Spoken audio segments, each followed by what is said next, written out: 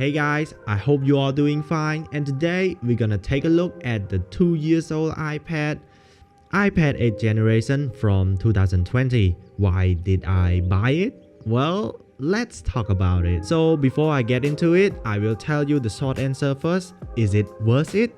Well, yes, if you're looking for a decent performance, future and long-term use at an affordable price. But if you have a little more money and you like to have a little better screen, speaker and camera, you should go for the iPad Air or the iPad Pro from 2018. I will tell you why, so stay with me for a little bit longer. And if you guys watching my previous video, you would know that I used to own an iPad Pro from 2018, but I sold it out because I think it's too expensive. It is worth it to own an iPad Pro. The screen is crazy good, the speaker is loud and great, like performance and everything like that is really great experience to have it. But back then I think it's too expensive, so I sold it out and get the new MacBook Pro, and then I think I need an iPad, so I bought the iPad 8th generation from 2020, and also I get it for a very good in condition, like the screen, the battery, and it still has its warranty, so I just happened to get it for a really good price, so I grab it with a 128 gigs, so it's really perfect for me. Okay, so let's get into it.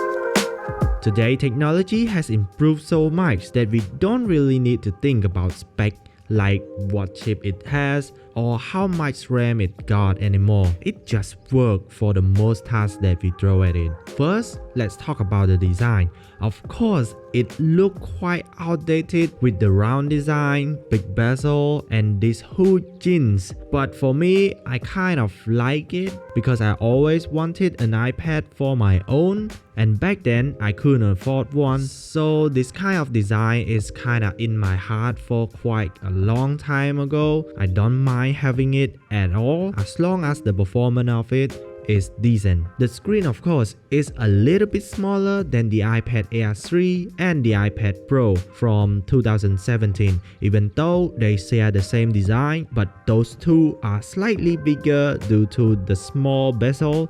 The screen of the iPad 8th generation, not only it's small, but it is also a 60Hz refresh rate display and has a air gaps between the display and the touchscreen itself. The iPad Air 3 and the iPad Pro from 2017, they don't have this gap, so it looks quite better.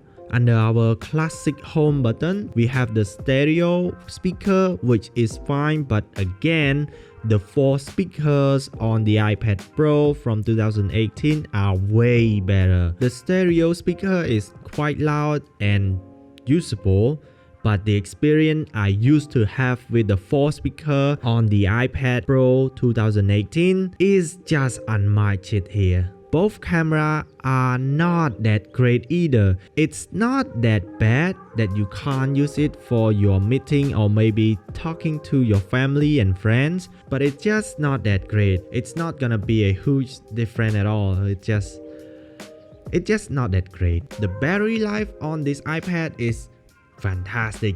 I don't have a problem at all, even though I use it for gaming.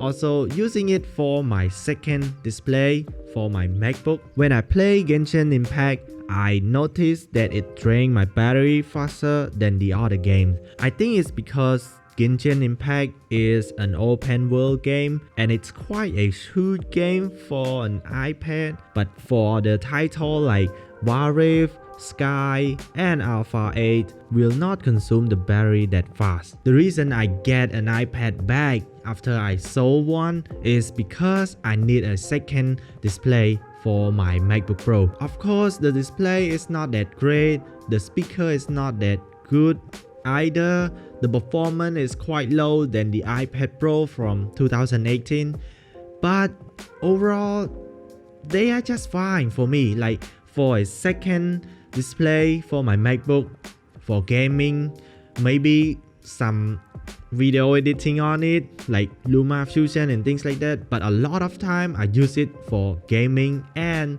my second display, and it's been working so well. I don't really have anything bad to say about it at all, except the display. Speaker, it's not a quad speaker, it's just not that great like a quad speaker. I get it for only like $330, but overall it's really new, so I kinda like it though, and the color is my favorite too. So besides the display and the speaker, I think I'm good with it.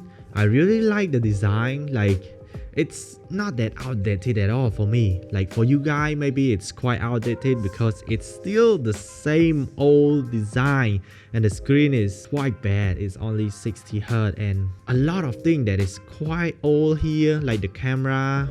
Both camera is not that great, but for me it's perfect in its way. But like I said, if you have a little more money, maybe you can go for the iPad Pro from 2018. It's way better, but the battery life might be a little bit less than this one because this is only 2 years old iPad. But the iPad Pro from 2018, it's a 4 years old iPad, so maybe you try to get a quite decent battery life so that you don't have to replace it. And also the screen of the iPad Pro from 2018 is just way better. The speaker is just way better.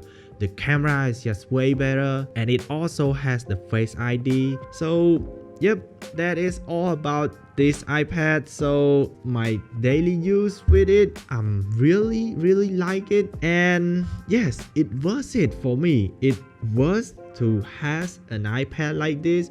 I wish to get the iPad Pro like from 2017, like the 12.5. I want that big display to use it as my second display for my MacBook, but this also fine. I don't have a problem at all. Sometimes I edit a lot of videos, so I need a second display to just view my footage, and I use it to enjoy like some entertainment content and also gaming when I'm stressed and things like that. And the performance is really great. Even the Genshin Impact is quite decent performance on here, but like I said, the battery will drain a lot faster than it used to be with other game, but that's about it. It's not getting warm that quickly, so yeah, it's great. It's really great. And yes, this is about it for my video. I hope you like this video, and I hope that you kind of get the idea what you're gonna get if you buy this iPad 8th generation from 2020. And yeah, that's about it for me, and thank you for watching, and I will see you guys in the next video.